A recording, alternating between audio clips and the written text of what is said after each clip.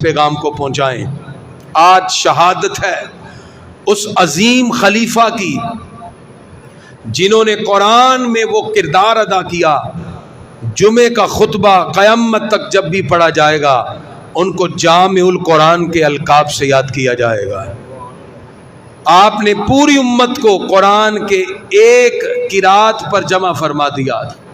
یہ حضرت عثمان غنی رضی اللہ عنہ کا کردار ہے، اس لیے آپ کو جامع القرآن کہتے ہیں۔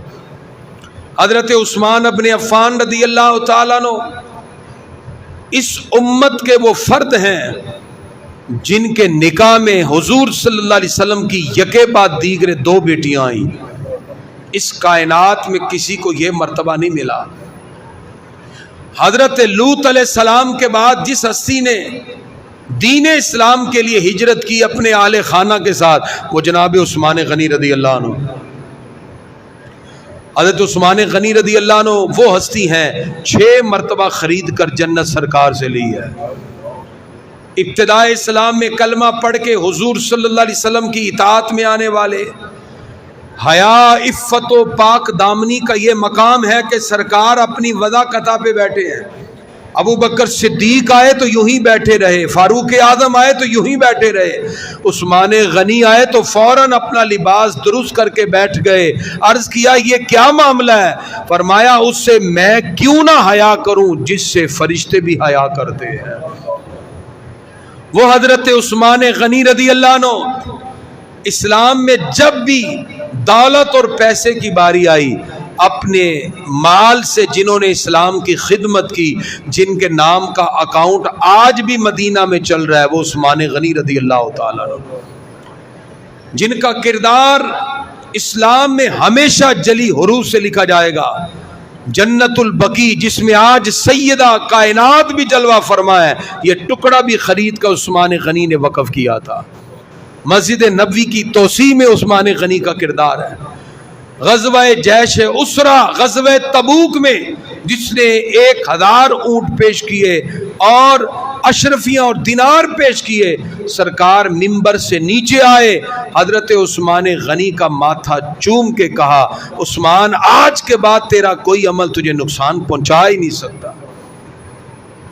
وہ عظیم ہستی جنہوں نے 12 سالہ اپنے دور حکومت میں 44 لاکھ مربع میل آدھی دنیا تک اسلام کے پرچم کو لہرا دیا، وہ عثمان غنی رضی اللہ تعالیٰ عنہ۔ عفت و پاکیزگی کا یہ مقام ہے۔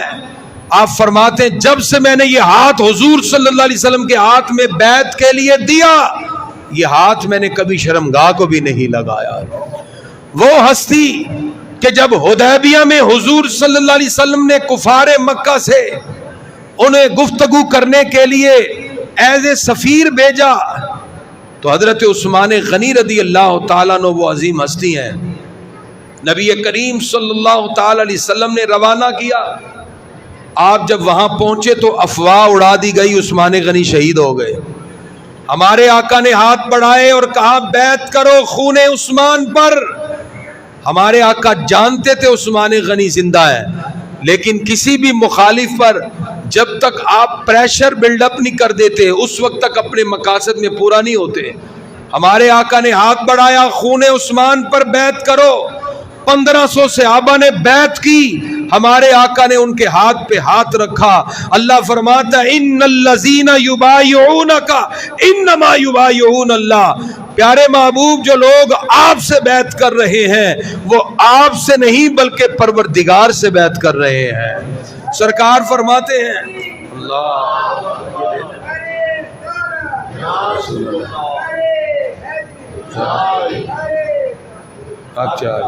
حضور اکرم صلی اللہ علیہ وسلم فرماتے ہیں یہ ہاتھ عثمان غنی کا ہے۔ اللہ فرماتا ہے محبوب نہ آپ کا ہے نہ عثمان کا ہے، ید اللہ فوق ایدیہم، یہ اللہ کا ہاتھ سب سے اوپر ہے۔ پروردگار نے جس شان کے ساتھ حضرت عثمان غنی رضی اللہ عنہ کا ذکر کیا، یہ آپ کا ہی ترہ امتیاز ہے۔ گرامی قدر حضرات، حضرت سیدنا عثمان غنی رضی اللہ تعالیٰ عنہ بڑے حلیم متبع بردبار، خوف خدا اتنا غالب ہے کسی قبر کی زیارت کرتے تو اتنا روتے کہ آپ کے آنسو داڑھی سے ٹپکنا شروع ہو جاتے، اتنا روتے، اشک بار ہو جاتے۔ اور وہ عثمان غنی جنہوں نے خرید کر 6 مرتبہ جنت سرکار سے لی ہو، خوف خدا کا یہ عالم ہے، جن کا سخاوت کا یہ حال ہے، ہر جمعے غلام آزاد کرتے، سرکار کی دعوت کی، جتنے قدم سرکار نے اٹھائے اتنے غلام آزاد کر دیے۔ میٹھے پانی کے کنویں کی باری آئی، واہ عثمان تیری عظمت پہ قربان، جو پانی میرے آقا کو پسند ہے وہ کنواں بھی خرید کر عثمان غنی نے وقف کر دیا۔ اتنی بشارتیں اللہ تعالیٰ نے آپ کو عطا فرمائی۔ گرامی حضرات، حجاج کرام حج کرنے گئے، مدینہ شریف خالی تھا، حضرت عثمان غنی رضی اللہ عنہ کے خلاف بغیر کسی دلیل کے بے سروپا اعتراضات اور آپ پر بہت سے الزامات لگا دیے۔ تو مسلمانوں کی صفوں میں ایسے ابن سبا چھپے ہوتے ہیں جو اسلام کا لبادہ اوڑھ کر مسلمانوں کے اندر انتشار ڈالتے ہیں، ان کی خبر رکھنا یہ مسلمان کی ذمہ داری ہے۔ مسلمان ہمیشہ آنکھیں کھول کر زندگی گزاریں، وگرنہ حضرت عثمان غنی رضی اللہ عنہ کے خلاف بھی منافقوں نے بڑے بڑے الزام لگا کر سازشیں برپا کر دی۔ لوگ حج پہ گئے تھے، مدینہ شریف خالی تھا، عثمان غنی رضی اللہ عنہ کے گھر کا محاصرہ ہو گیا، 40 دن تک گھر کا محاصرہ رہا۔ مولا علی آئے، عرض کیا آپ خلیفہ وقت ہیں، اشارہ کریں ان باغیوں کو ہم سیدھا کرتے ہیں۔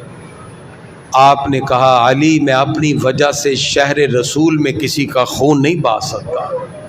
اتنے نرم دل، جمعے کا دن روزہ رکھا، پھر سو گئے، آنکھ کھلی تو زوجہ سے کہا سرکار نے مجھے خواب میں کہا عثمان آج افطاری میرے ساتھ کرو گے، لگتا ہے میری شہادت کا دن آ گیا۔ جمعے کا دن، آج بھی جمعے کا دن، 18 ذی الحج، آج بھی 18 ذی الحج، 35 ہجری۔ آپ نے غسل کیا، کپڑے زیب تن کیے، قرآن آگے رکھا اور قرآن کی تلاوت شروع کر دی۔ حضرت عثمان غنی رضی اللہ عنہ کا سب سے مشغول عمل اور سب سے پیارا محبوب عمل جو تھا وہ قرآن کی تلاوت ہے۔ صحابی کہتے ہیں ایک مرتبہ میں نماز پڑھنے کے لیے آگے ہوا نفلوں میں، تو عثمان غنی آگے، میں پیچھے ہٹ گیا کہ آپ آگے آئیں۔ حضرت عثمان غنی نے کہا اللہ اکبر، تو میں انتظار کر رہا ہوں کہ کیا آپ پڑھتے ہیں، سورہ البقرہ ختم، سورہ آل عمران ختم، سورہ مائدہ ختم۔ آپ نے سورۃ الناس تک ایک ہی رکعت میں پورا قرآن ختم فرما دیا۔ اتنا قرآن سے پیار تھا آپ کا۔